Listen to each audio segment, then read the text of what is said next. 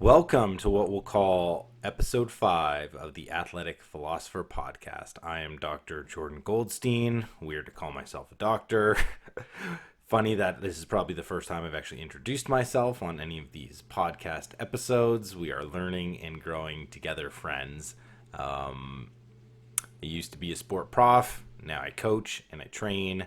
And this is the place where I let loose a little bit of my thoughts on my experiences, my investigations, my curiosities, but also the way in which I teach, instruct, guide, mentor, and coach people using deep sport wisdom. And the topic that's on my mind this morning that I really want to talk about and that I hope you enjoy listening to and are able to apply some really valuable lessons from what I'm going to talk about here is the importance of honesty in sports. And this is all being inspired, as a lot of these podcast episodes are, by conversations and work that I do with the endurance team that I coach on, travel training. And we just had a really great call last night. We've got a group call that's just for our team, and the recording is also just for our team. But we have these wide-ranging discussions on how the training is improving not just our conceptions of ourselves as athletes, growing in our disciplines, going from beginners, intermediates to experts, but importantly, how the lessons we learn through training and competing can translate over into other areas of our lives to be able to give us confidence and strength to take down adversity, go after big goals, and step into leadership positions. And our discussion last night was centered around the athletic identity. Now, I want to end up talking about the athletic identity, but I don't want to start there. And honesty is this intriguing way for us to peel back some of the layers on why sport is such a powerful activity for orientation, for identification, for expression, and for development. And when I think about this, it's clear as day why sports have this power. And it's related to honesty and truth. Truth is the most powerful element in the world. Truth is the scariest thing in the world.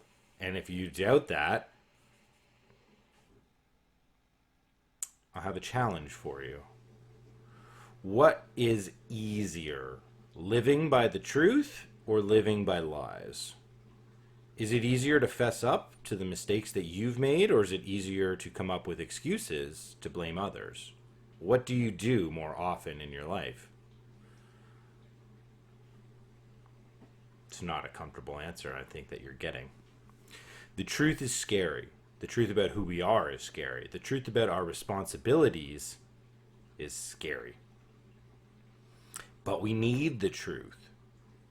The truth is what orients us towards goodness. The truth is what orients us towards our higher potential. The truth is what orients us to beauty and to purpose and to meaning in life.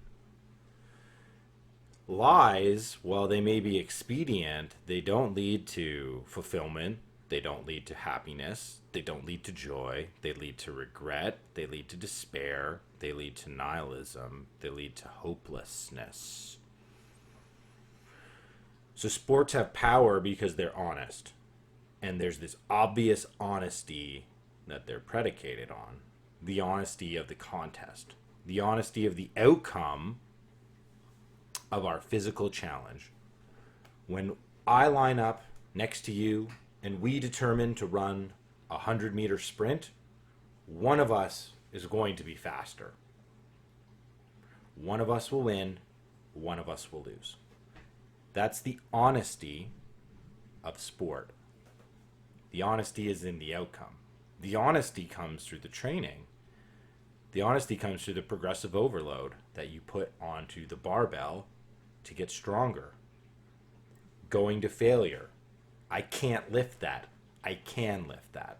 I can run this far. I can't run that far. I can go this fast. I can't go that fast. I can jump this high. I can't jump that high. I can score more goals than your team. Turns out your team scored more goals than my team. So there's this obvious objective outcome, which is truthful and honest to the game. This is one of the reasons we hate cheaters in sports, friends, because they lie. They turn a place of truth into a house of falsehoods and fabrications, distortions, and manipulations. They take what should be a sanctuary of honesty and turn it into a den of fallacy.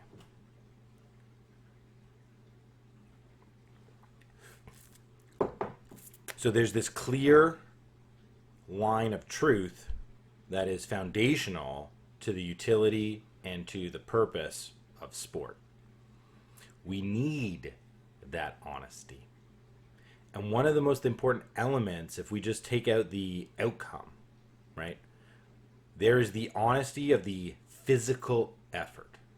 There's the honesty of the sweat. There's the honesty of the calories that you're burning, the muscles that you're tearing and breaking down in order to build them back up and make them bigger.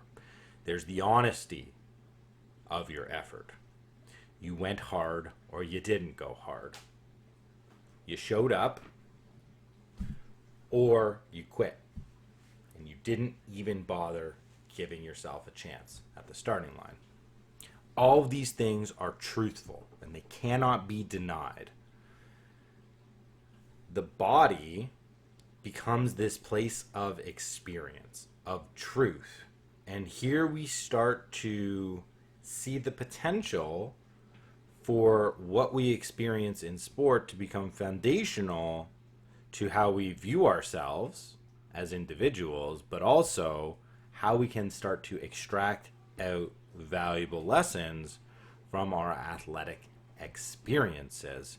And I am just about finished a large academic exploration of a sport philosophy book that I used to teach from when I was a professor. And I just went to, I've got a 36-page document of the notes, and I just did a nice little Control F for honesty, and it was the second sentence that I wrote. Actually, it's the first sentence that I wrote as a note. And here's the sentence. Through our body, we can better understand our minds and spirits due to the honesty of the experience. To the honesty of the experience. We live in a society that preferences the mind overall when it comes to knowing the truth, right? The rational mind is where truth lives in terms of objective knowledge, what is known to be true and what is known to be false. And this is largely determined by fidelity to, we'll call it the scientific method, even though people don't practice it. We've got the science, but we don't have the science, right? There's this idea that through logic, rationality, experimentation, observation, that we can know objectively the truth around us, right? In terms of our sensory experiences, right? Science has done a really great job of allowing us to know how to manipulate the world around us in terms of the natural properties, the chemicals, the plants, the elements, changing them up, mixing them in different ways, creating new things. Almost like modern alchemy when you think about it. But this is how planes fly. This is how I'm able to record this beautiful podcast and send it out over the internet, right? So the rational mind is powerful. We can utilize the rational mind to know lots of things around us. But is the rational mind the best place for us to find meaning and purpose in life? And maybe related to that, is the rational mind the place where we are going to know about ourselves? In the world of personal development and self-actualization, the rational mind is not at the top. Why is that? The rational mind blocks us from the truth of our experiences a lot of the times. How does this work? If I have a strong identity, if I have a strong conception of myself, and I'm brought into evidence that maybe that's not the truth about who I am, the rational mind kicks in powerfully to disprove the evidence that's right in front of me. What? The rational mind lies? Sort of. It provides backwards justifications for things you've predetermined are true. So it's a way for you to effectively always find truth in your actions, because you can powerfully manipulate the conditions of the external circumstances to, let's just call it what it is, to brainwash yourself that you're not responsible. That is actually not the truth. And you can keep on believing the lie about yourself. This happens so frequently and so obviously for so many of us. We tell ourselves a story about who we are, and when we don't live it out, we sort of change up the narrative so that we're not lying about ourselves. The world of sports, I think, gives us a really great example when we're talking about that modern sports fan. I've talked about creative versus destructive play and assuming a positive athletic identity in episodes 3 and episodes 4 of this podcast. That's one of the great delusions that I think a lot of people tell themselves. I'm an athletic lover. I love sports. Yet I don't play sports. I'm not fit. I'm not healthy. I'm not in good shape. I could barely participate if I was even given the opportunity or the chance. So the mind kicks in because you don't want to admit that responsibility about yourself. What did I say off the top? The truth is the scariest thing in the world. So if you think you're somebody who loves sports, yet all you do is consume them, and then somebody asks you to go play a pickup game in the sport you love, but you're too overweight, inflamed, in chronic pain, have bad cardio, and you can't do it, well, you're going to start saying things like, body breaking down, don't have the time, might be nice. And you start to cope. And you start to have these excuses. You're moving away from the truth. This is where training comes in to break those bad mental habits. Through our body, we can better understand our minds and spirits due to the honesty of the experience. When I'm training, I am gathering real world data about who I am. I show up when I don't want to. I get the work done when I'm not motivated. When I am motivated, I kill the training sessions. Sometimes I just move for the fun of it. Hey, I'm getting faster. I'm going farther. I'm feeling stronger. I improved my time. I finished higher in that race.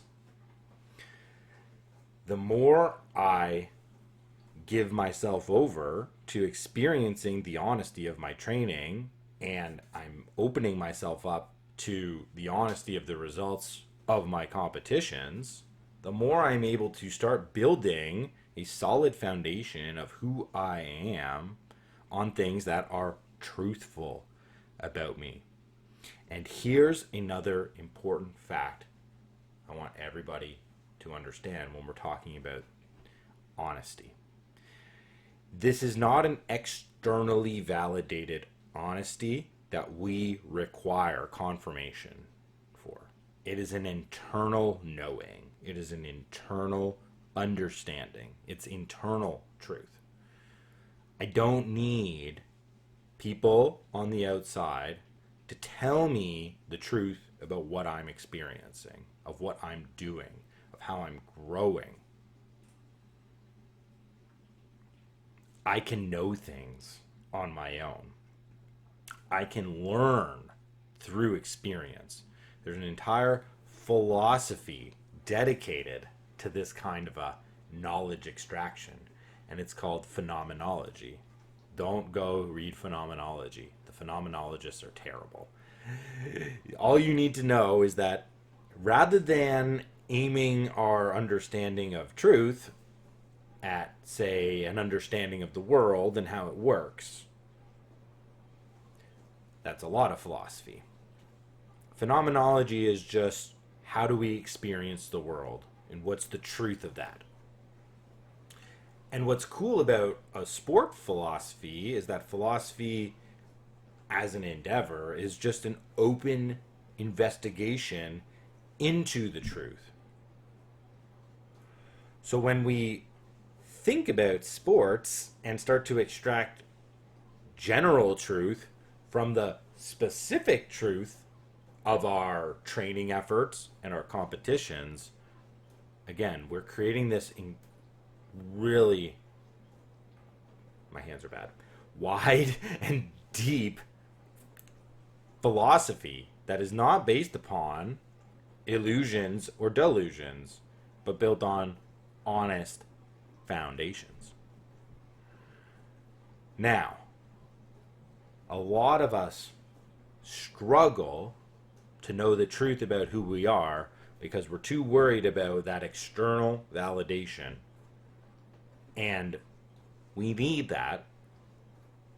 We need a little bit of that.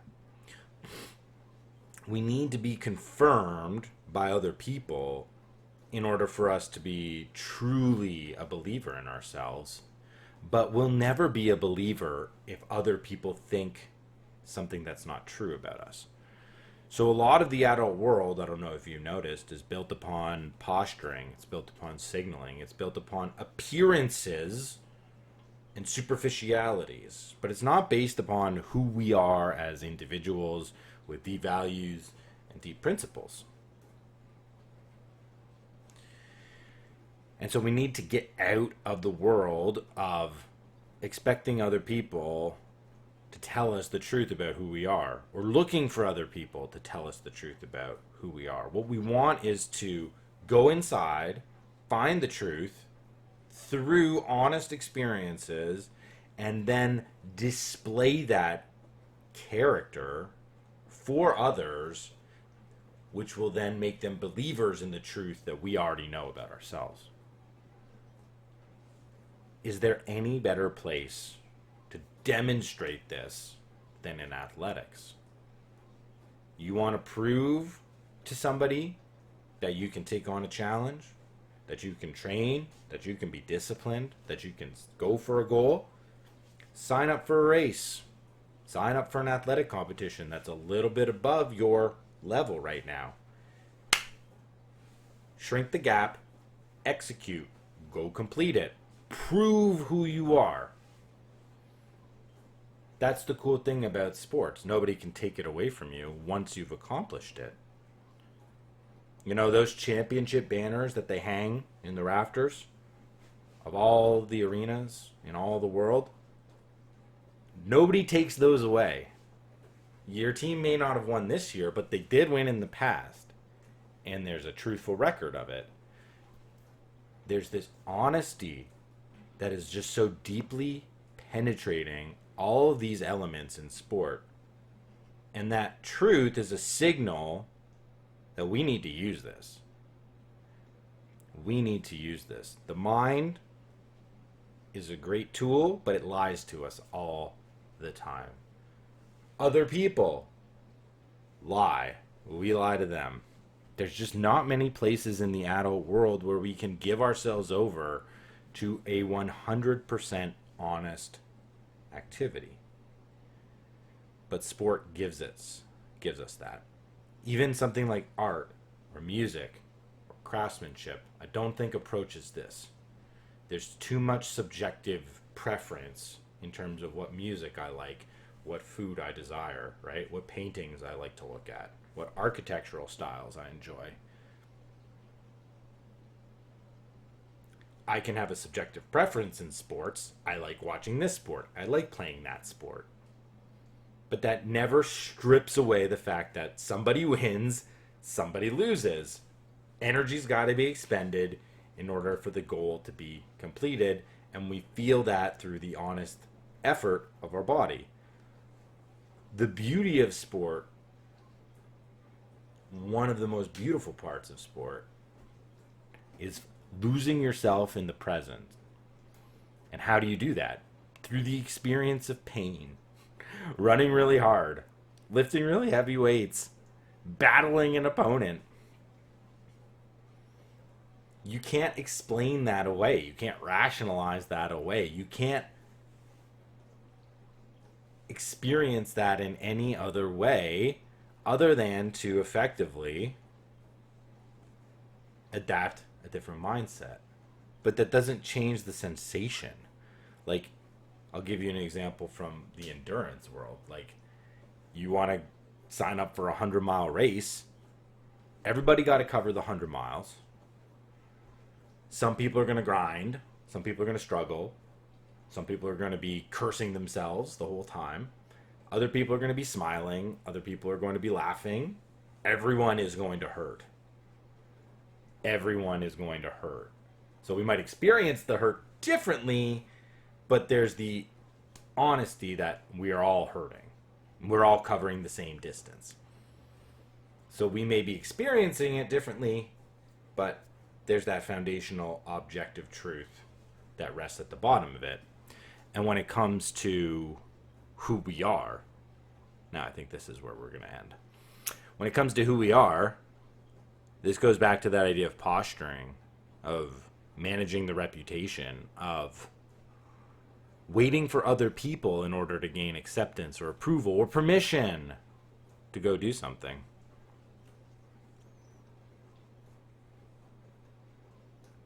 If you are somebody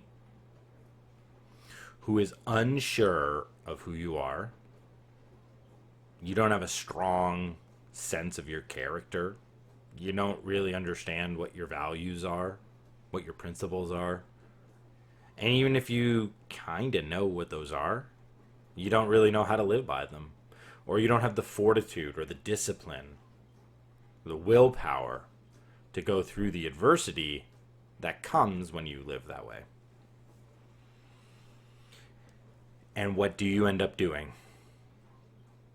You end up living a lie. What a shame. And something that I think is deep inside of a lot of us is this desire to be and live an athletic life. A life where we train, a life where we compete, a life where we wear team colors, a life where we are always striving and aspiring to get the best out of ourselves through discipline, through love, through joy, and through determination. But society doesn't like the idea of adult athletes. It doesn't like it so much that there's now the third episode in a row that I'm talking about this. There's an ever-present problem, I guess you could say. The one that I'm really trying to solve. Why do adults stop playing sports when they loved them as kids? And most importantly, when we played them, we were authentic, we were honest, and that made us better. Not just as athletes, but as people. I don't think it's a surprise. I don't think it's a shock. I don't think it is a coincidence that for a lot of people, and especially guys, we were at our best when we were living that athletic identity first and allowing it to order the rest of our lives into a hierarchy and into priority. So when you were a high school athlete or a college athlete, practices were the first things. Practices and games were the first things that went onto the calendar. And then what was next? Studies, right? And then what was next? Friends, family, relationships, maybe volunteering, service work.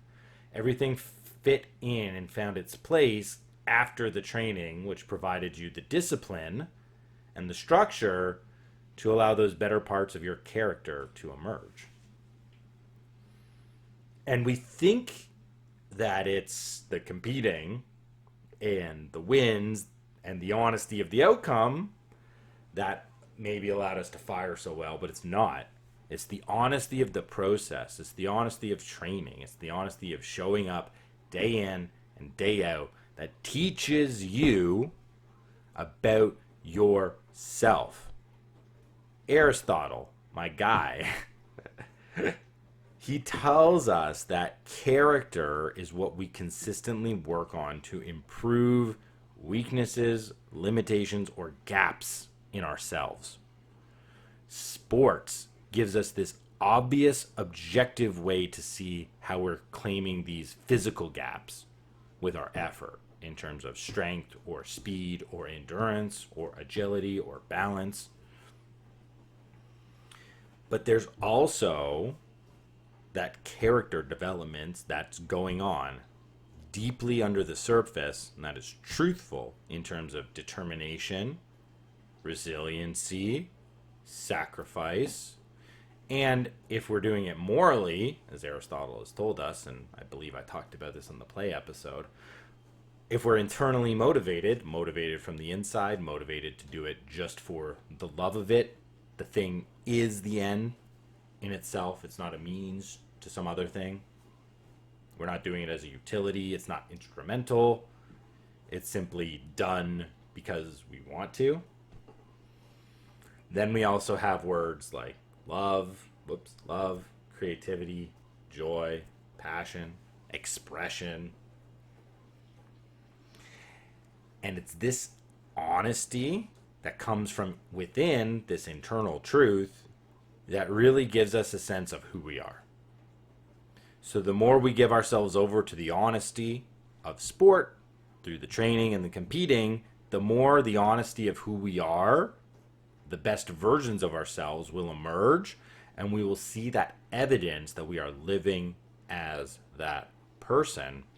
This is going to make us more honest and genuine in the way we present ourselves to people, to our family, to the people at work, to our friends. And we won't be posturing. We won't be putting up a false identity. We won't be just doing what other people expect us to do. We'll be living in a way that is genuine to the values, the beliefs, and the principles that we all hold as individuals. But we can't do that if we don't have any truth or honesty that we are those people, that we can do those things, and then we actually live that way. This, I think, is the beautiful utility of the honesty of sport when it comes to personal development, self-actualization, and effectively utilizing sports for their deepest and most valuable purpose, which is aiming at that individual transcendence. And we want this to be as accurate to the process and to the experience as possible. It's very difficult for me to transcend as a musician or as an artist because I'm almost solely dependent upon the reactions of other people. If I was a musician, so I understand this. If I write a song and I think that song is great, but nobody likes it, am I really going to be able to convince myself that I'm a great songwriter, that I'm a great musician? It's going to be really difficult. But if I train in sports, I can objectively see myself getting better, becoming more athletic, getting stronger, getting leaner, getting faster, right? That objective honesty that we get through the body experience is the key to it all. And when we are now trying to transfer those lessons to the mind and to the spirit, which are a little bit more amorphous, a little bit more abstract, we need all of the real world data and honesty we can get. because those are powerful things. And most often, they do not want us to go where the truth lies. The truth is scary. We need all the strength in the world to confront it and move towards it. And the honesty that we get about ourselves through sport, through the outcomes, through the physical pain, and through the realization of our genuine, authentic identities. Wow. You want to talk about personal power in this world? That's personal power. That's the truth, friends. All right. Thanks for listening, everybody.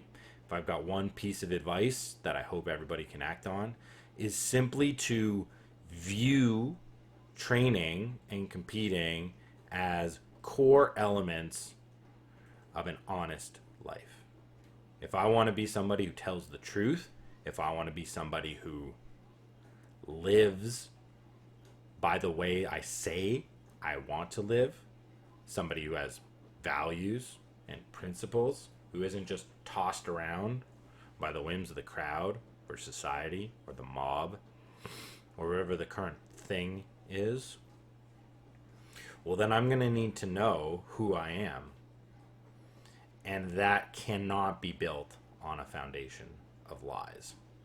So the more you get into the gym, the more you train, the more honest evidence you'll have of who you are. And that should make you very excited, because that's all within your power and it's all within your control. All right. Talk next time.